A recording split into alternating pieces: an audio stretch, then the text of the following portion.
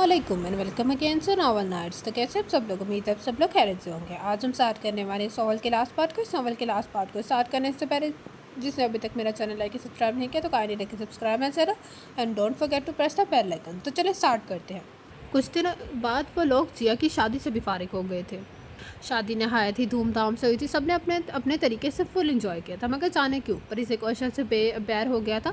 सूखी सड़ी सी ये लड़की उसको एक आंख नहीं भाती थी, और जब वो साहरजई के साथ अलग अलग पोस्ट में तस्वीरें उतरवा रही होती तब तो दिल तो जलन के साथ जल भुन के रह जाता। दिल करता उसका मोबाइल उसके सर पर ही दे मारे, सेल्फी ले लेकर खुद को इम्प्रेस ही अप्सरा ही समझने लगती थी।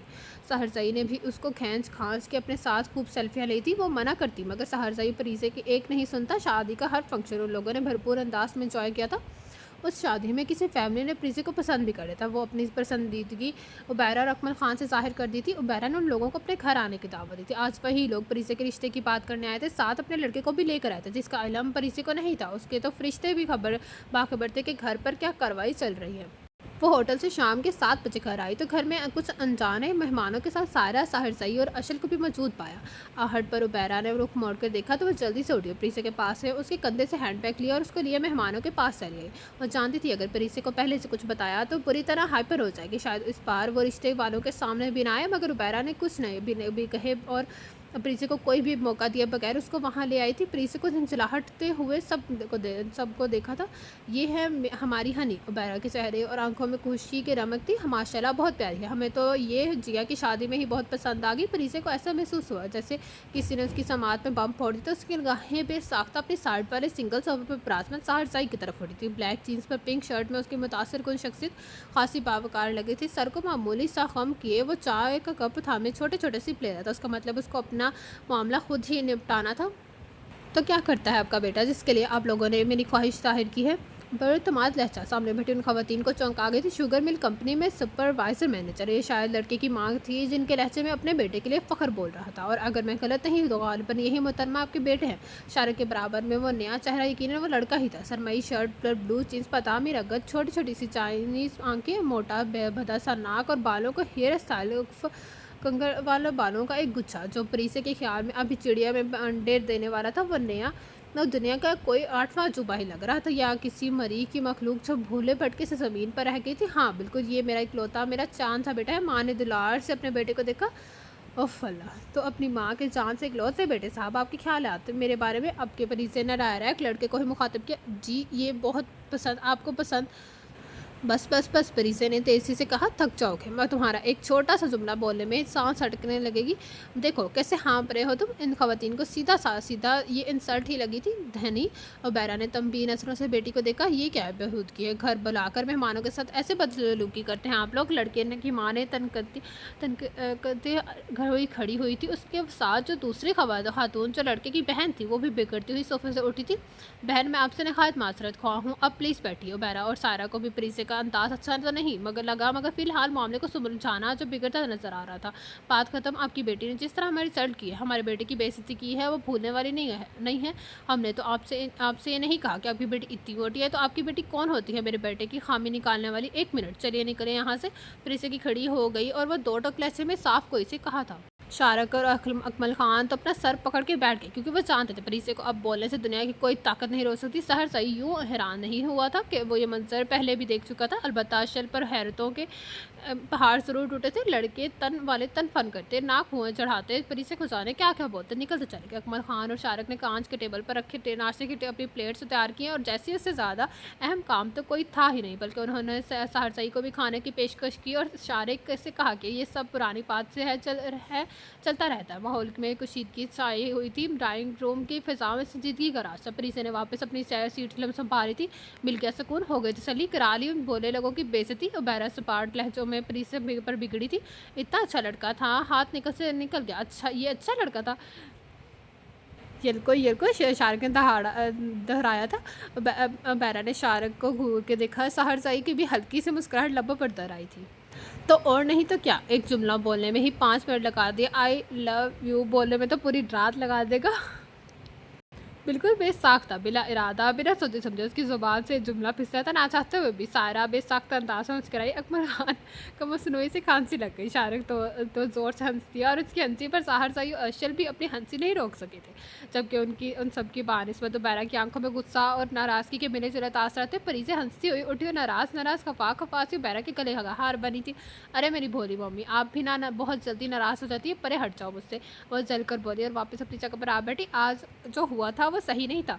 लड़के और लड़के के घर वालों की अच्छी खासी इंसल्ट कर दी गई थी। ये जो कि अच्छी बात नहीं थी। वैसे मम्मी हानि आप भी कुछ गलत भी नहीं कह रहे थे। कह रही कि लड़के को सुबह का नाश्ता मांगने में ही इतना वक्त लग जाएगा कि वो दोपहर के लंच का वक्त हो जाएगा। शाहरुख हंसते हुए सारी सिचुएशन को भरपूर तरीके से एंजॉय कर रहा था।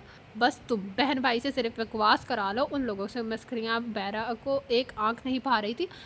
अरे उबैरा छोड़ो, भी बच्चे हैं। सारा उन लोगों के चुटकुलों से लुत्फ़अंदोज़ होती हुई बोली। और क्या सारा आंटी, मम्मी बिना हर बात दिल पर ले लेती है। बेनियाज से बोलते हुए वो अकबर खान के शाहरुख के बीच में जगह बनाती हुई बैठी थी। मेरा बच्चा बहुत अच्छा है। अकबर खान उबैरा की नाराज़गी की परवाह किए बगैर प्रीसे को दुलार से देखने लगे। बस मिल गई मॉरल सपोर्ट। उबैरा ने हाथ झाड़े, बहुत हंस लिए और मजाक हो गया। चलो मुझे ज़रा प्लेट में चॉकलेट पेस्ट्री निकाल के दो। प्रीसे ने बराबर में बैठे शाहरुख को हाथ मारा। बिल्कुल क्यों नहीं, जो कारनामा अभी कुछ देर पहले आपने सर चाप दिया उसके लिए मीठा तो बनता है। शाहरुख ने पुरजोश लहजे में कहते हुए उसके लिए चॉकलेट केक पेस्ट्री की एक प्लेट तैयार की थी, मज़ेदार। प्रीसे के बेफिक्री से खाने पर सहर सईद ने नहायत दिलचस्प निगाहों से देखा था। उस उन ग्रे कांच में उनके लिए पसंदीदगी के रंग ज़रूर झलमलाए थे, मगर वो उनको कोई नाम नहीं दे सका था। वो खामोशी से रुख दूसरी जानिब मोड़ गया था।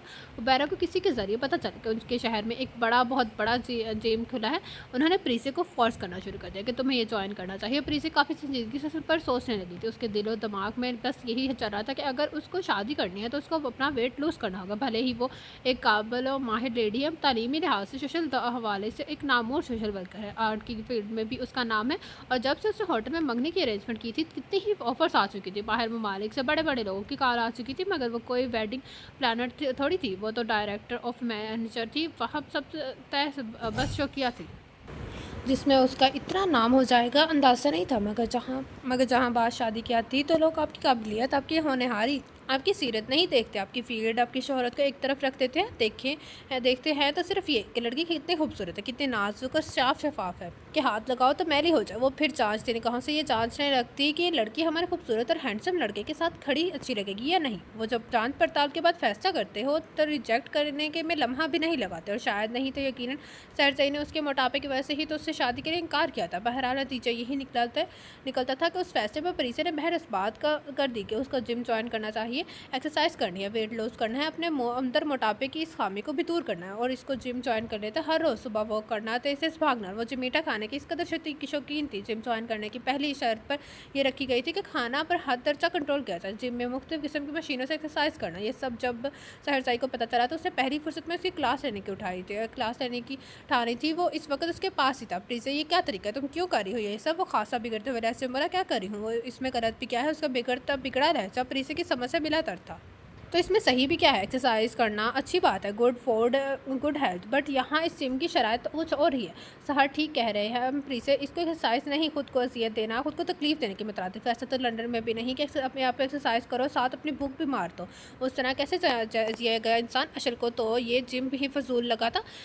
वो ये सब कुछ नहीं कर चाहती। मैंने अपने कदम आगे बढ़ा दिया और अब पीछे हटने का सवाल ही नहीं उठता। वो अपनी भी ज़िद्दी लहजे में बोली थी। प्रीसे को उसके बहुत अच्छी दोस्त थी, वो नहीं चाहता था कि प्रीसे उस जिम को ज्वाइन करे, मगर उसके हाँ ना में नहीं बदली। उसने ना उसके लहजे की झंझलाहट और दबला हुआ होने की कैफियत में समझ को वो दोनों पीछे हो गए थे। 1 महीना हो गया, मगर प्रीसे पर मामूली सा भी फ़र्क नहीं पड़ता। घर में चुपके किसी बहाने से अकमल खान उसको कभी भी चॉकलेट तो कभी आइसक्रीम देने की कोशिश करते, मगर वो मना कर देती। मीठा छोड़ने से भी वो उसका फ़ायदा नहीं हुआ था।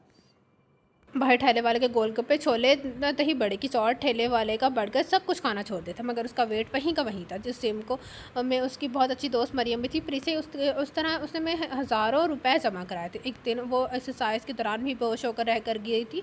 मरियम ओलंपिक गेम्स की माहिर खिलाड़ी थोड़ा वेट बढ़ने की वजह से उसने जिम जॉइन किया था, मगर उस जिम वाले ने उससे इस कदर एक्सरसाइज करवाई कि नतीजा सबके सामने आ गया। मरियम को फ़ौरन अस्पताल ले जाएगा, ट्रीटमेंट उस पे ट्रीटमेंट और टेस्ट वगैरह से ये बात सामने आई कि मरियम के गिरते और जिगर पर गहरा असर पड़ा है।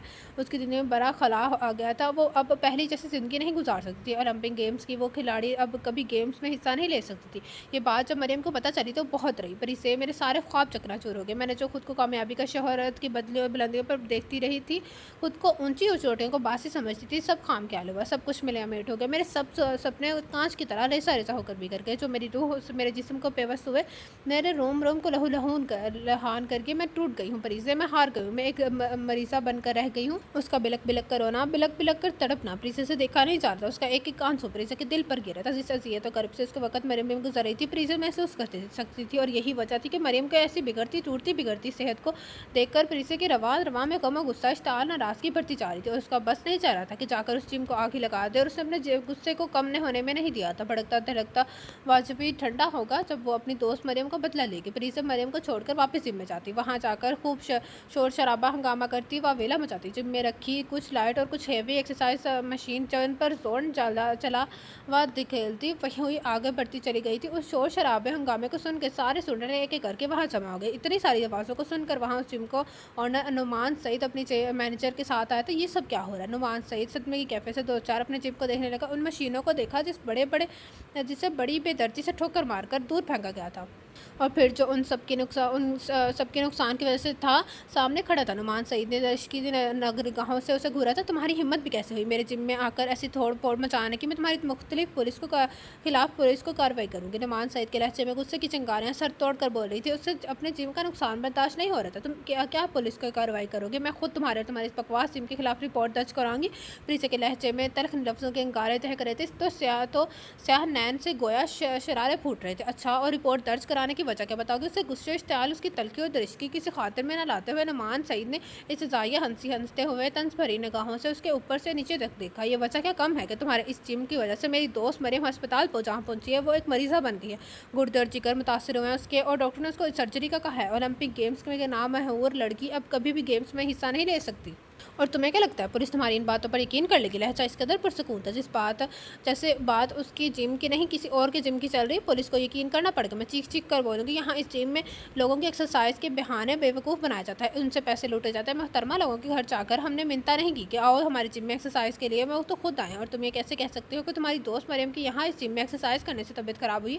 क्या सबूत है तुम्हारे पास? क्या पता है वो पहले से बीमार हो? नुमान सईद ने नहायत खूबसूरती से बातों का सारा रुख मरियम की जानिब मोड़ देता। तुम खुद को इतनी आसानी से नहीं बचा सकते। मैं ऐसा नहीं होने दूँगी। वो प्रीसा बरहमी से कहते हुए बाकायदा उसको धमकी दे रही थी। जो करना है करो, फिलहाल यहाँ से दफ़ा हो जाओ। मैं पुलिस को तुम्हारे खिलाफ रिपोर्ट करवाऊँगा कि तुमने मेरी जिम के मेरी कीमती मशीनों के साथ तोड़ फोड़ किया और मेरे जिम के नुकसान पहुँचाने की कोशिश की। नुमान सईद ने बड़ी आसानी से पैंतरा बदला था। तुम समझते हो कि मैं तुम्हारी खाली खुली बोकस धमकी से डर जाऊँगी? वो मजबूत लहजे में चीखी थी। तो मैं से बास नहीं आओगी। गार्ड्स नुमान सईद के हुक्म पर गार्ड्स भागते हुए आए और प्रीसे को घसीटते हुए जिम के हदूद से बाहर निकाला।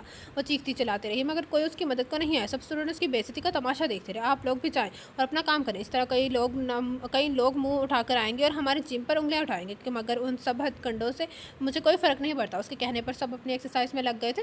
वो ही उदास अफसरदा ऑफिसर अफसरदा अपने घर वापस आई थी। गम की तस्वीर बनी। परिसर जब कमाल अकमल की नज़र पड़ती न है तो वो जो बाहर अपने फ्रेंड से मिलने बाहर जा रहे थे, हाल में बैठी प्रीसे को देखकर अपना इरादा मुलतवी करके प्रीसे के पास चलता है। वो अपनी सोचों में इस कदर महनमकती कि उसे अकमल खान की मौजूदगी का पता नहीं चला। हनी मेरे बच्चे, अकमल खान ने सर पर दस्त शफकत रखा।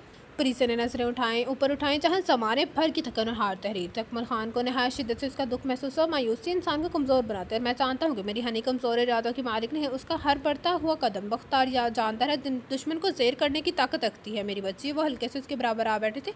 मगर ताजा मैं अकेली क्या कर सकती हूँ? उसका लहजा पूछा हुआ था। सिपाही मुकाबले के लिए अकेला मैदान में उतरता है तो वो ये सोचता है कि अगर मुकाबले 100 भी दुश्मन हो जाए तो वो उनको जेर कर लेगा, क्योंकि वही जानता है कि जिस्मानी ताकत से ज़्यादा उसकी सोच की ताकत गहरी है। वो जानता है कि वो फतह बनकर लौटेगा और खासी करार पाएगा। सोफी से ठीक कहा आपने दादाजान, गंभीर आवाज़ पर दोनों ने पलट कर देखा। जहाँ सहर से अशल के साथ कोई नया चेहरा भी था। तीनों ने अकमल खान को सलाम किया, जिसका उन्होंने नरमी से जवाब दिया। प्रीज़ा ने एक सरसरी नज़र शहरजई पर डाली और नज़रों का सावे बदल लिया था। प्रीज़ा, आज जो कुछ हुआ अच्छा नहीं हुआ, मुझे सब पता चल गया है, मगर तुम फिक्र मत करो, हम भी खुश खामोश नहीं बैठेंगे। नुमान सही को टक्कर का जवाब देंगे। शहरजई के लहजे में संजीदगी थी। उस जिम के खिलाफ कार्रवाई करेंगे, एक मुहिम चलाएंगे और एक टीम बनाएंगे उस सिलसिले में हमारी मदद करेगी। प्रीसे की उदासी पर उसको बहुत सा दुख हुआ था, मगर वो फिर भी उसकी हिम्मत बंधा रहा था। प्रीसे ने ज़रा की ज़रा नज़र उसकी तरफ उठाई। तुम्हें यकीन है कि हम नुमान सईद को हरा सकते हैं? दो धीमे और बोचर लहजे में बोली थी। एक मोहम सी उम्मीद का जुगनू उसके अंदर उछल उठा था। बिल्कुल, सहर सही ने मजबूत लहजे में कहा। और ये देखो, ये मेरा फ्रेंड है हुज़ैफ़ा ज़ैद, मेरे साथ ही डॉक्यूमेंट्री में होता है, मुझसे मिलने लंदन आया था, ये भी हमारी हेल्प करेगा। उसने अपने बराबर बैठे अपने दोस्त की तारुफ करा। प्रीसे ने ब्राउन सन ग्लाइफ लाइट जीन्स शर्ट में मलबूस शख्स को देखा। गंदमी रंगत पर तीखे से नकुश वाला वजीफ़ा उसे देखे जा रहा था। उसके देखने पर प्रीसे के शंगरफी लबों पर हल्की सी मुस्कुराहट खुली थी।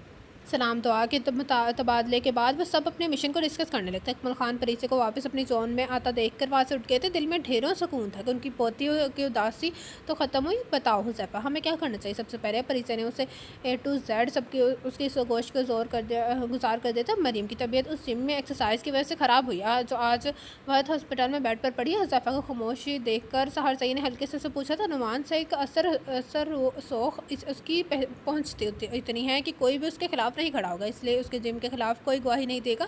उसका जिम अपना एक पैसे बनाने की मशीन है, जहाँ के रूल्स, जहाँ के एक्सरसाइज इस दुनिया के हर जिम से मुख्तलिफ है। मगर वह हेल्थ का नशिश लोग जो सब्र तहम्मुल दामन छोड़कर बहुत जल्दी रिजल्ट चाहते हैं, वो इस जिम को ज्वाइन कर लेते हैं और उनकी इस कमज़ोरी को फ़ायदा उठाते हुए वो उनसे अपनी पसंद के मुताबिक पैसे घसीटता है। उस कदर का एक्सरसाइज करवाता है कि नतीजा मरियम की सूरत निकलता है।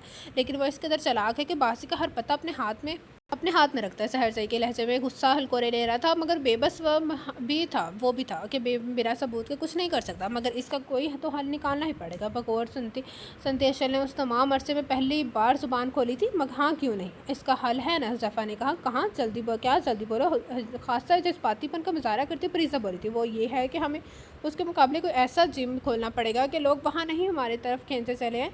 वो सहूलियत वो आसानी रखनी पड़ेगी कि किसी की एंट्री को पर कोई कैद नहीं होगा। नुमान सईद की फ़ीस ही इतनी है कि वहाँ सिर्फ अमीर तरीन ही एडमिशन ले सकते हैं। वो ये समझता है कि वो जो दे रहा है वही ठीक है, मगर हम साबित कर देंगे कि एक्सरसाइज के लिए क्या रूल्स, क्या शेड्यूल्स हैं, और इस सब के लिए हमें एक बड़ी सी टीम जमा करनी होगी, जिसमें नौजवान डॉक्टर्स और बाकी सब के होंगे, सब भी होंगे। क्या ये सब इतना आसान होगा? हुज़ैफ़ा सहर के लहजे में फ़िक्रमंदी झलक रही थी। क्यों नहीं, दुश्मन का अगर मारना हो तो उसको उसकी सोच की तरह ही मारो। और फिर दूसरे दिन से काम शुरू हो गया। हुज़ैफ़ा ने अपना कुछ डॉक्टर से रब्ता किया जो उसके जानने वाले थे। उन्हें सारी सिचुएशन समझाती तो उन लोगों ने भी इस मिशन में हिस्सा लेने के लिए हामी भर ली। शारक ने खूब सारे पैम्पलेट छुपवा लिए जो हर दीवार पर चस्पांत किए जाते थे, लोग में बांटे जाते थे। अकमल खान के ज़रीए दोस्त का एक बहुत बड़ा पार्क था, वो भी बहुत इस्तेमाल में ले लिया गया था, जहाँ धीरे धीरे सब जमा होने लगते। अच्छी सेहत और तंदुरुस्ती के लिए एक्सरसाइज आउट फूड के हद तक ज़रूरी है। आज हम इस मौजू पर बात करेंगे। सब लोग इसमें हिस्सा ले रहे थे। हमने उस पार्क में एक्सरसाइज की साइकिलिंग मशीन रखी है जो चलाना ज़्यादा मुश्किल नहीं है। हमारे इस पार्क में वॉक भी की जाती है, खाने पीने की कोई पाबंदी नहीं है, आप जो मर्जी खा पी सकते हैं। एक्सरसाइज का मतलब नहीं कि सिर्फ एक्सरसाइज ही की जाए, उसके लिए अच्छी खुराक भी ज़रूरी है। बिना कुछ खाए अब ये सिर्फ एक्सरसाइज करना इंसान को दुबला पता नहीं ज़रूर कर देता है, लेकिन मगर साथ ही जिस्म के कुछ ऐसे अज़ाब भी मुतासर होते हैं जो हमें मरीज़ बना देते हैं। डॉक्टर माइक में धीमे लहजे में अपनी बात इन तक पहुँचा रहा था, जिसकी सबसे बड़ी मिसाल हमारे सामने मरीम की सूरत है। इनका ट्रीटमेंट हमारे ही अस्पताल में हो रहा है और मैं उन्हीं का इलाज कर रहा हूँ। डॉक्टर फैज़ ने संजीदगी से कहा। बेइंतहा एक्सरसाइज करने से उनका गिरता चक्कर इस कदर मुतासर हुआ कि सर्जरी का ना बेहद ज़रूरी हो गया, और सर्जरी से वो ठीक तो हो जाएगी, मगर पहले की तरह नॉर्मल लाइफ नहीं गुजार सकती, और ना ही उनकी बॉडी इस काबिल रहेगी कि वो दोबारा किसी जिम को ज्वाइन कर सके। खुले मैदान में जो मीटिंग चल रही थी, जो मौजू गुफ्तगू था, कितने ही आते जाते सड़क पर गुजरते लोग वहाँ जमा होने लगे थे, बल्कि कुछ बाइक और गाड़ियों में सफ़र करते लोग भी रुक गए थे, उनको सुनने लगे थे, बल्कि कुछ न्यूज़ चैनल्स के जर्नलिस्ट भी वहाँ आने लगे थे। ऐसी खबर खबर जंगल में आने लगी, आग की तरह फैल गई थी। मरियम की बात अगर अगर निकलती है तो यही सुनने में आ रहा है कि उन्होंने नुमान सईद का जिम ज्वाइन किया था।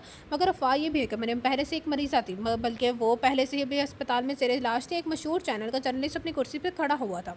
ये झूठी अफ़वाह है, गलत है ये बात। परिसे ने जज़्बातीपन का मुज़ाहरा करते हुए चीख कर कहा, शिद्दत गम से उसकी उम्मीद मैदे जैसे रंगत सुर्ख हो गई थी। शहरज़ईन ने तेज़ी से उसकी कलाई थामी और उसको खामोश रहने का इशारा किया। जर्नलिस्ट साहब, ओलंपिक की वो फिट-फाट लड़की अगर पहले से मरीज़ा होती या किसी अस्पताल में ज़ेर इलाज होती तो ओलंपिक गेम्स की चैंपियन नहीं होती। डॉक्टर फैज़ के मज़बूत जवाब पर वो लाजवाब हो गया था। नुमान सईद की मंशा के मुताबिक कोई सबूत नहीं है कि मरियम की बीमारी का, मगर रिकॉर्ड गवाह है और आप चाहें तो देख सकते हैं। उनकी वो टेस्ट रिपोर्ट्स, एक्सरे और अल्ट्रासाउंड रिपोर्ट्स इस बात का सबूत है कि उनके गिरते और चिकर बहुत ज़्यादा एक्सरसाइज करने से ही मुतासर है। और नुमान सईद अपने जिम को चलाने के लिए पैसे से ज़्यादा किसी और चीज़ को अहमियत नहीं देता। सर, ये खेल को तो उल्टा ही पड़ता जा रहा है और बासी हमारे हाथों से निकलती जा रही है। नुमान सईद का मैनेजर LED को स्क्रीन पर ये सारा प्रोग्राम दिख रहा था। उसके चेहरे पर तशवीश की झलक नुमाया थी। नुमान ने घूर कर स्क्रीन को देखा। वो समझता था कि प्रीसे एक डरपोक से लड़की जिसको उससे बेइज्जत करके अपने जिम से निकलवा दिया और वो कुछ नहीं कर सकेगी। मगर वो भूल गया था कि हाथी को ज़ेर करने के लिए एक छोटी सी चूंटी भी काफ़ी होती है। वो जो कुछ हुआ था और जो कुछ हो रहा था उसकी सोच से बहुत आगे था। प्रीसे ने उस मिशन में जर्नलिस्ट, डॉक्टर, नौजवान और यूनिवर्सिटी के कॉलेज स्टूडेंट्स को शामिल कर लिया था और अब तो मीडिया भी उसकी कवरेज करने लगी थी। हमारा मोटो सिर्फ सच्चाई से पर्दा हटाना नहीं था, बल्कि अब अहम पॉइंट ये है कि अच्छी सेहत और तंदुरुस्ती के लिए एक्सरसाइज, जिम या खुराक का होना कितना ज़रूरी है। इन्हीं सब बातों को मद्देनजर रखते हुए हम अपने इस पार्क में साइकिलिंग का इंतजाम कर रहे हैं। डॉक्टर ने कहते हुए सबसे एक नज़र डाली थी। सिर्फ साइकिलिंग करने से क्या सेहत पर असर पड़ा? अच्छा असर पड़ेगा? एक और मशहूर चैनल के नुमाइंदे ने सवाल किया। हाँ, क्यों नहीं, आजमाइश शर्त है। डॉक्टर ने हल्के फुल्के लहजे में मुस्कुराते हुए कहा। फिर यूँ हुआ कि 1 2 3 तादाद बढ़ती गई। लोग इस पार्क में आते गए, कभी वॉक कर रहे, कभी साइकिलिंग। अच्छी डाइट पर बेहतरीन खुराक, उससे बढ़कर क्या कहा जाता है कि बल्कि बिल्कुल दुबला पतला होकर मरीज नहीं बनना, बल्कि सेहत को फ्रेश रखना ही ज़िंदगी है। इन सबको मिशन में कामयाबी की जंग जानेब गामज़न था। हर रोज़ एक नई कामयाबी, एक नई राह। बच्चे बूढ़े जो उनका जवान उस वॉक में और साइकिलिंग में हिस्सा ले रहे थे। मैं बहुत खुश हूँ सहार, मेरा मकसद कामयाब होता जा रहा है। ये जीत हमारी होगी और नुमान सईद हार जाएगा। खुशी उसके अंग अंग से फूट रही थी। उसकी आंखों में चेहरे पर जुगनों की एक बार आती जो उससे संभालना न संभल रहे थे। सहार से की गहरी नजरें उसके पुर रौनक झलमलाते चेहरे का हसार किए हुए थे। डॉक्टर के अमल के मुताबिक मोटे लोगों की कितने कैलोरीज एक हफ्ते में कम हुई थी, ये बात साबित होती जा रही थी। उनका मिशन कामयाबी की मंजिल तय होता करता जा रहा। तुम खुश होना। सहार के लहजे में पसंदीदगी की झलक नुमाया थी, बहुत ज़्यादा सहार। और मेरी इस खुशी की सबसे बड़ी वजह तुम हो। अगर तुम मेरा साथ ना देते तो मेरी हिम्मत ना बनाते तो मैं कभी भी मैं कामयाब नहीं हो सकती थी। सब कुछ बहुत अच्छा हुआ है। बिल्कुल बेसाख्ता ही परिसे ने सहार सही का हाथ थाम लिया था और सहार ने उन हाथों की नरमाहट अपने अंदर तक महसूस की थी। एक दूसरे के हाथों में हाथ दिए, दोनों एक साथ दूसरे के बहुत पास खड़े थे। वो गदले का अंश एक इन स्याह नैनों में गाढ़े हुए थे, जहाँ सहार और प्रीति अपना अक्स देख सकता था। मोहब्बतों का एक जहाँ बात किए, दोनों ही अर्शे से बेखबर बेपरवाह होकर देखे जा रहे थे। मगर चंद लम्हों की बात थी। वो स्याह नैन दरियान सरमई कान से फूटती रोशनी की ताप न नहीं ला सके और घरीनी फल के स्याह पलकों की बार लरसती हुई सुर्ख तख्ते आरस पर झलकती चली गई। ये दिलकश मंजर सहार ने नहायत दिलचस्पी निगाहों से देखा था। मैदे जैसी रंगत शर्मा हया का पैकर बनी हुई थी, जहाँ सुनहरी हिल्की बालों की चंद लटें उसके रुखसार ज़ीनत बनी हुई थी। उसके गाल को छेड़ रही थी। सहार सही का हाथ उसी खूबसूरत चेहरे की तरफ बढ़ा और उन 2 शरारती लटों को अपनी मजबूत उंगलियों के गिरफ्त में ले लिया था। जिससे सारत शरारत बिल्कुल बेसाख्ता थी। सहार दरवाजे पर इस्तेदा अशल की निगाहों से मंजर छुपा नहीं रह सकता। अशल की आवाज़ पर दोनों ने चौंक कर उसको देखा था, मगर जाने क्यों अशल की यूँ दखलंदाजी सहार सही को अपने सांप खींचते हुए महसूस हुए थे। परिचय के कदम खुद ब खुद पीछे हटते चले गए। दिल फैलने सिमटने लगा था और शायद घबरा भी गया था। कैसे वो पल भर के लिए भी फरमोश कर गई थी कि सहार सिर्फ अशल को पसंद करता है, उसको चाहता है, उससे मोहब्बत करता है। वो हारे हुए कदमों समेत उनकी निगाहों से दूर होती चली गई थी। सहार सही ने खामोशी से एक नज़र उस जाती हुई परी से डाली और फिर चुपचाप खड़ी अशल को देखा, जिसकी सोच के धागे उस मंजर को में उलझे हुए थे। जब सहार और परी से एक दूसरे के बहुत पास खड़े थे, एक दूसरे की आंखों में आंखें डाले, जाने कौन सी प्रेम कथा एक दूसरे को सुना रहे थे। लंदन से मेरे मोम डैड आए हैं तुमसे मिलने, अशल ने हल्के से कहा, जिस पर सहार सही ने कुछ लम्हों बाद सर को हल्की सी जंबिश देकर निगाहों का जाविया बदल लिया था। और फिर यूँ हुआ कि इन तीनों की मेहनत रंग ले आई। उन तीनों की जद्दोजहद का हौसला सोच समेत वसूल हुआ। हर कोई उनके गुण गा रहा था, उनके फेवर में बात कर रहा था। उन सब के दौरान सहार सही ने महसूस किया कि परीसे की त्वचा, उसका झुकाव, उसके दोस्त हज़ैफा की जैद की जानी पर एक साथ साइकिलिंग करते, वॉक करते, खाते पीते और बातें करते हैं। तो उनके दरमियान किसी अनोखे जज्बे ने जन्म लिया है। उनके बीच पसंदीदी का वजूद सर उभरने लगा था। उस वक्त भी हुज़ैफ़ा और परिचय वॉक करके एक बेंच पर बैठे बातें कर रहे थे। हुज़ैफ़ा की निगाहों में चाहत की रोशनी वो दूर से भी देख सकता था। सहर ये लो फ्रेश जूस। अशल अपने और उसके लिए ऑरेंज जूस लाई थी, जो उसे कदरे तौक़ुफ़ के बाद थाम लिया था। थैंक्स। इसका बुझा हुआ लहजा अशल ने फ़ौरन महसूस किया था, बल्कि उसकी निगाहों और के इर्द-गिर्द में उसकी सिमत देखा था। जहाँ परिचय हुज़ैफ़ा के साथ बैठी गपशप लगा रही थी, आज दिन के हर चैनल में बहुत अहम न्यूज़ आने वाली थी। इस पार्क में मौजूद जिम की खूब पब्लिसिटी रही थी। नुमान सईद का जिम तो सही मानों में ठप हो चुका था। उसकी हर धमकी, सब हरबे बेकार साबित हुए थे। सारी कोशिशें रायगा हुई थी, बल्कि धोखा ही दही के केस में उस पर केस भी कर दिया गया था और आज उसका अदालत में फैसला होना था। हाई कोर्ट के जज ने फैसले पर मोहर साबित कर दी थी। पार्क में फुल साइज़ का स्क्रीन लगवा लिया गया था, जहाँ सब जज के फैसले से मुंतज़िर थे। सबको यकीन था कि फैसला उनके हक में ही होगा। यहाँ तक कि आने में हुज़ैफ़ा ने अंत तक मेहनत की थी, जान की बाजी लगा थी और किस तरह नुमान सईद को सज़ा मिले पर इसे उसको बहुत मशहूर थी। उसने उसके लिए जो कुछ हुआ था, उम्मीद नहीं थी कि किसी कोई उसकी इतनी हद तक भी मदद कर सकता है। आखिरकार फैसला सामने आ गया। स्क्रीन पर न्यूज़ कास्टर ने खबर सुना दी। नुमान सईद को धोखाधड़ी के जुर्म में न सिर्फ 2 साल कैद बामुशक्कत की सज़ा हुई थी, बल्कि जुर्माने के तौर पर 10 लाख भी अदा करने के थे। और इसके अलावा उसका सबसे बड़ा नुकसान ये हुआ था कि उसका जिम सेल सील कर दिया गया था और पुलिस उसके ऑफिस और उसको गिरफ्तार करने पहुंच गई थी। याहू हुर्रे ऐसे बहुत नारे पार्क की ठंडी फिजा में गूंज रहे थे, गोया खुशी का एक गहराम भरा था और हर कोई एक दूसरे को गले में मिल रहा था, मुबारकबाद दे रहा था। प्रीज़ा भी खुशी के मारे बेसाख्ता ही चीखी और हुज़ैफ़ा के गले का हार बनी थी। Huzaifa I am happy, so happy. बिलाकर नुमान अपने इंजाम को पहुंच गया। इसको सजा मिल गई। खुशी के मारे वो दीवानी हुई जा रही थी। हम जीत गए, हमारा मिशन कामयाब रहा और उसका सबसे ज़्यादा क्रेडिट तुम्हें जाता है हुज़ैफ़ा। प्रीज़ा ने उसके बाजू से पकड़कर झंझोड़ डाला। हुज़ैफ़ा ने बगौर उसके नैनों में झांका था।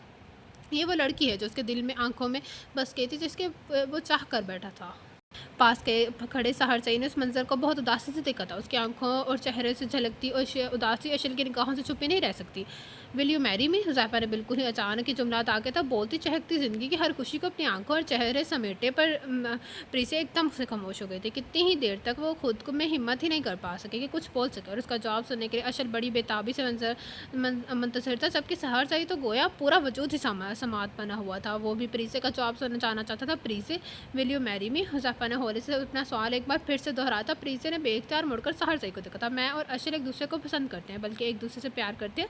सहरसई का बहुत पहले कहा हुआ जुमला आज पूरे तराक से उसके कान में गुजरा था। प्रीसे ने निगाहों का रुख मोड़कर शगरफी लबों पर ज़बरदस्ती की मुस्कुराहट से जाए उसने हुज़ैफ़ा को देखा। यस, प्रीज़ा के लम्हों पर हल्की सी जंबिश हुई थी और हुज़ैफ़ा को उसके इकरार से जैसे पूरी कायनात मिल गई, जहाँ भर की हर खुशी उसकी झोली में डाल दी गई थी उस एक हाँ पर। और अशल एक अंग मुस्कुरा उठा था खुशी से। मॉम, ये है सहरसई और हम एक दूसरे को पसंद करते हैं। अशल के लहजे में खुशियों की झांकार थी। वो जानती थी कि सहर की मम्मी डैडी को उसको पसंद नहीं करते, उस पर उसके से कोई फ़र्क नहीं पड़ता था। सहर और अशल एक दूसरे को पसंद करते हैं। ये फ़िलहाल यही मैं उसके लिए कहे, यही काफ़ी है उसके लिए। Hello young man. अशल के वालिद सहर की जानिब मुसाफिर के लिए हाथ बढ़ाया। हाय। सहर ने बुझे बुझे लहजे के साथ उनका बुढ़ा हुआ हाथ थाम लिया, जिसको उन तीनों ने ही नोट किया था। अशल ने अपने डैडी को देखा था। उसके सवालिया नज़रों से देख रहे थे, बल्कि अशल में उसके बुझे हुए अंदाज की वजह भी पूछ रहे थे। सहर। अशल ने उसके चौड़े शाने पर हाथ रख दिया। हाँ प्लीज़ बोलो। मुझे नहायत गहरी सोचों में गलता था। अशल के पुकारने पर चौंक कर अशल को देखने लगा, फिर उसके मम्मी को, डैडी को, और वो जो प्रीसे के खाने में खोया हुआ था उसके बारे में सोच रहा था। दिल में झांक कर देखा तो हर तरफ वो ही थी। हर धुंधलाया मंजर साफ हो गया था। अशल को तो कहीं नहीं था और आज अगर वो चुप रहा तो शायद उस अपनी मोहब्बत हार जाएगा, अपनी ज़िंदगी हार जाएगा, प्रीसे को हमेशा के लिए खो देगा। और अशल इसका एक नाम ही पुकार ही सब समझ गई थी। अलझी हुई गुत्थी सलझ गई थी। वो जान गई थी कि सहर की ज़िंदगी में उसके दिल में वो कहीं नहीं थी। अशल की मम्मी डैडी सहर को और फिर अशल को देख कर रह गए। जो भी फैसला करना सोच समझ कर करना, पूरी ज़िंदगी का मामला है। और फिर वो दोनों वहाँ से उठकर चले गए थे। सहर मोल के लहजे में हज़ारों टूटे हुए कांसों की खनक थी। उसके अंदर छन से बहुत कुछ टूटा था। कितने ही लम्हों तक वो कुछ बोल ही नहीं सकी। आई एम सॉरी अशल, मगर सच्चाई यही है कि मैं प्रीसे के बिना कुछ नहीं रह सकता। मेरी सांसों की डोर उसकी सांसों से जुड़ी हुई है। मैं कहाँ हूँ सहर, उसके लहजे में बेबसी थी। हम अच्छे दोस्त थे और हमेशा अच्छे दोस्त रहेंगे अशल। उसने अशल का नाजुक से हाथ होले से दबाया और फिर खड़ा हो गया। वो जल्द से जल्द प्रीति के पास पहुँचना चाहता था, उसको मना लेना चाहता था, अपना बना लेना चाहता था। उसके जाने के बाद अशल के नैन कटोरों से गर्म गर्म स्याल निकल कर अपना असल खोते चले गए। दूसरी तरफ वहाँ प्रीति का रिश्ता तय हो चुका था। हुज़ैफ़ा की मम्मी मिठाई के टुकड़े, शगुन और अंगूठी लेकर उनके घर मौजूद थे। उन्होंने प्रीति की उंगली में डायमंड की खूबसूरत और महंगी सी अंगूठी डाल दी थी। प्रीति ने बगौर अपनी उंगली देखी जहाँ डायमंड की अंगूठी लश्कारें मारी थी, मगर उसके चमक दमक के आगे उसकी खुशी को मानित पड़ी थी। वो खुशी क्यों नहीं है, तो उसका अपना फैसला था। सहरजई अशल का है, और इसको ये बात दिल से तस्लीम करना पड़ेगा, उसको दिल से निकालना होगा। उसे सिर्फ यादों में जिंदा रखना होगा। प्रीज़ा की मंगनी से उबैरा बहुत खुश थी। बेशक सहर उनको दिल से पसंद था, मगर हुज़ैफ़ा भी बुरा नहीं था। वो सहर का दोस्त था, उसकी तरह फरमाबरदार, नेक और हैंडसम था, जिसने परीसे के दिल में झाँका था और उसकी अच्छाई और सच्चाई को दिल से पसंद किया था। और अब तो वह यूँ भी मुतमईन थी कि उसका वज़न कम हो गया और पहले की तरह मोटी नहीं रही। वॉक एक्सरसाइज से उसको बहुत हद तक निखार दिया था। माशाल्लाह बहुत प्यारी लग रही हो। हुज़ैफ़ा की मम्मी के चेहरे पर खुशी के सब रौनक को परीसा ने शिद्दत से महसूस किया था, मगर उसका दिल फिर भी क्यों खाली खाली लग रहा था। क्यों वो अपनी मंगनी से खुश नहीं थी। उसकी आंख के गोशे से एक मोती टूटा था, उससे पहले कि वो मोती बिखरता। उसने अपनी गशत शहादत से बड़ी बेदर्दी से आंसू को रगड़ दिया था। बस एक यही मंजर अकमल खान के ज़ेर निगाहों से छुपा न रह सकता। रेड एंड पिंक कंट्रास्ट की लाइट सी एम्ब्रॉयडरी फ्रॉक में वो कम अफसरदगी की तस्वीर लग रही थी। सब अपनी अपनी गपशप में लगे हुए थे, जबकि उसका यहाँ दिल नहीं लग रहा था, ऐसा महसूस हो रहा था। तब घुट रहा है, वो बाहर की फिजा में सांस लेना चाहती थी, अपने अंदर की जहबस को मैं बाहर निकालना चाहती थी। सब सब पर एक सरसरी सी नज़र डालती वो खड़ी हो गई। किसी की भी त्वचा उस पर नहीं थी। वो सीधी हॉल से बाहर निकलती चली गई। चांद की 14वीं शब थी। 14वीं शब थी। चांद आसमान की काली चादर पर तारों की बेज अपने चौबन पर था, जिसकी रोशनी लान के हर जर्रे को अपनी लपेट में लिया हुआ था। ठंडे हवा को सरसराती हुई उसके वजूद के घेरे डालने लगी थी। उसने अपने आप को समेट कर अपने बाजू को अपने इर्द गिर्द फैला बांध दिया था। प्रीसे सहर की गंभीर आवाज़ उसी से माथ से टकराई थी। उसे तेजी से पलट कर देखा। सहर उसने धीरे से पुकारा, विल यू मैरी में। वो 2 कदम आगे बढ़ा और बगौर उन स्याह नैनों में झलमलाता हुआ अक्स देखने लगा। मैं पीछे हर दीवार, हर वादा और अहद पैमान तोड़ आया हूँ। मेरे हाथों में किसी वादे की जंजीर नहीं है, मैंने किसी के नाम की बेड़ियाँ हैं। तुमने इतनी देर कर दी है। बात कहते कहते मैं कब से इंतज़ार कर दी तुम्हारा, मगर तुमने नहीं आए। मैंने तो पलट कर भी नहीं तुम्हें देखा था। सहर, फिर क्यों तुमने मुझे नहीं पुकारा, क्यों मेरा हाथ नहीं थामा? प्रीति ने उसको गिरेबान से पकड़ कर जोड़ डाला। कितने ही मुक्के उसके सीने पर मारे, मगर सहर सही ने एक लफ्ज़ में नहीं कहा। I am sorry Honey. सहर सही अपने अपनी चौड़ी हथेली के प्यालों में उसका चेहरा पड़ लिया, लेकिन अभी देर नहीं हुई है। वक़्त की डोर अभी हमारे हाथों में नहीं। प्रीति की आंखों में झप से हुज़ैफ़ा का अक्स उभरा था।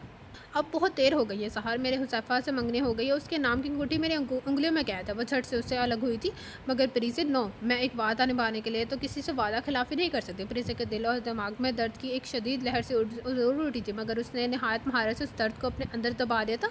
हम हुज़ैफ़ा को समझा लेंगे। प्रीति उसे संजीदगी से कहा था, नहीं सहर, अब कुछ नहीं होगा, तुम्हें वापस लौटना होगा, मुझे भूलना होगा। वो जो खुद को बज़ाहिर बहुत मजबूत जाहिर कर रही थी, एकदम से उसकी आंखें भीग गई। तेज़ी से उसने अपना रुख मोड़ाना चाहते हुए भी उसका आंसू लड़कर रखसानों पर गिर गया। प्रीति ने अपने दोनों हाथ की हथेलियों से रगड़कर उनको साफ किया और वहाँ से जाने में अपनी भलाई समझे वो जैसे ही अंदर बढ़ने लगी। राह में हुज़ैफ़ा हाइल हो गया। प्रीति ने भीगी भीगी पलकें ऊपर उठाई थी। मोहब्बत एक खूबसूरत जज्बा है। मोहब्बत का होना हसीन तरीन मोहब्बत, मगर मोहब्बत को पाकर खो देना, this is not fair. Huzaifa हल्के से मुस्कुरा दिया और उसका हाथ थामकर वापस सहरसाई के पास ले आया। तुझे लगता है तो अपने बेस्ट फ्रेंड से अपने प्यार को छुपा लेगा? हुज़ैफ़ा के लहजे और आंखों से बरहमी झलक रही थी। दिल तो चाहता है तेरा सर फोड़ दूँ, मगर क्या करूँ, इस प्यारी सी लड़की को तकलीफ पर नहीं देना चाहता। हुज़ैफ़ा, सहर ने कुछ कहने के लिए मुँह खोला ही था कि हुज़ैफ़ा ने उसको खामोश रहने का इशारा किया और प्रीति का हाथ थाम लिया। प्रीति ने परेशान निगाहों से उसकी तरफ देखा। हुज़ैफ़ा ने उसकी उंगली से अपने नाम की अंगूठी उतार ली थी। प्रीति सिर्फ तुम्हारी है, उसकी सांस पर, उसकी धड़कन पर सिर्फ और सिर्फ तुम्हारा नाम है, और मैं किसी मासूम मोहब्बत को कत्ल करके गुनाहगार नहीं होना चाहता। ये कहकर हुज़ैफ़ा ने उसका हाथ सहर के हाथ में थमा दिया, जिस पर सहर ने तशकर नज़रों से देखा था। आज का दिन, आज का पल और आने वाले हर लम्हे, ये ज़िंदगी तुम्हारी है। थैंक्स हुज़ैफ़ा। दोस्तों में सॉरी और थैंक्स की कोई गुंजाइश नहीं है, और मैं तो बहुत खुशकिस्मत हूँ कि मुझे तुम इतने अच्छे दोस्त मिले हैं। वो हल्के से मुस्कुरा दिया और फिर दोनों पर एक नज़र डालता उनके दरमियान से हटता चला गया। I am proud of you. Lawn के पास खड़े अकमल खान ने हुज़ैफ़ा सैद को शाबाशी दी। ये तो मेरा फ़र्ज़ था, शुक्र है उस परवरदिगार का कि बर वक़्त सब कुछ सामने आ गया। हम अकमल खान ने चुपचाप उस अच्छे से लड़के को देखा और उसके लिए अंदर की जाने पड़ गए। अब तो खुश होना। सहर सही ने हक से उसका हाथ थाम लिया था, बहुत ज़्यादा। वो ज़िंदगी से भरपूर अंदाज में चकी थी, मगर मेरी एक शर्त है, तुमसे शादी करने की शर्त। कैसी शर्त? वो हल्का हल्का सा बेचैन हुआ वो ये है कि तुम्हें मुझे ठेले वाले के गोलगप्पे, छोले की चाट और बर्गर खिलाने होंगे। उफ़, तुमने मुझे डरा ही दिया था। सहरजई ने एक लंबी आह भरी दिलचस्प नज़रों से उसे तकने लगा। ठेले वाले से ही क्यों, मैं तुम्हें अच्छे और महंगे होटल से ये सब खिलाऊंगा। नहीं, प्रीजे ने सख्ती से इनकार किया। मुझे ये सब ठेले वाले से ही खाना है, जिसमें तुम्हें भी मेरा साथ देना होगा। ओके ओके, जो हुक्म सरकार। उसने चाह से हामी भरी। अब अगर खाने पीने से बाहर निकल आओ तो कुछ प्यार मोहब्बत की बातें भी कर लें। उसके लहजे का खमार आंखों में शरारत प्रीजे की निगाहों से पोशीदा नहीं रह सकी। उसकी रगे ज़राफ़त फूटने लगी थी। पास आओ, प्रीजे ने धीरे से कहा। तो सहरसा ही 2 कदम और आगे बढ़ा कि बढ़ा के इंच भर का जो फासला था वो भी ख़त्म हो चुका था। सहर, प्रीजे ने प्यार से उसका नाम पुकारा। हाँ बोलो हनी। वो तो फिदा ही हो गया उसके अंदाज पर। बोलूँ? उससे आंखें पटपटाई थी। आज सब कुछ बोल दो सहर, मुझे ये बोलना था। वो जी भर के इस इम्तहान ले रही थी और सहर से बेताबी और बेकरारी से उसका मुंतज़िर था कभी कुछ बोले कि जो भी बोलूँगी सब शादी के बाद। और फिर उसके सीने पर अपने दोनों हाथ रखती उसको ज़ोर से धक्का देते हुए खिलखिलाती हुई पलटी और अंदर जाने वाले रास्ते की तरफ भागी। ओ हनी रुको, यू चीट, मैं तुम्हें छोड़ूंगा नहीं। हनी रुको। उस लॉन की ठंडी मिट्टी फिजाओं में परिसे की खिलखिलाहट और सहरजई की पुकार गूंज रही थी। चांद की चांदनी भी उनके मिलन पर हर सो रोशनी की सूरत में कह बकेर रही थी। दी एंड। हाँ, तो ये था आज के नावल के लास्ट पार्ट का एंड। कैसा लगा आप सबको ये नावल? कमेंट बॉक्स में अपनी राय का इज़हार ज़रूर कीजिएगा। इस नावल का नाम था हाँ मुझे बस तुमसे मोहब्बत है। कैसे जिसने अभी तक मेरा चैनल लाइक सब्सक्राइब नहीं किया तो काइंडली लेकर सब्सक्राइब मेरा channel and don't forget to press the bell icon. आप लोग से मुलाकात होगी कल एक न्यू नावल के साथ। अल्लाह हाफिज़।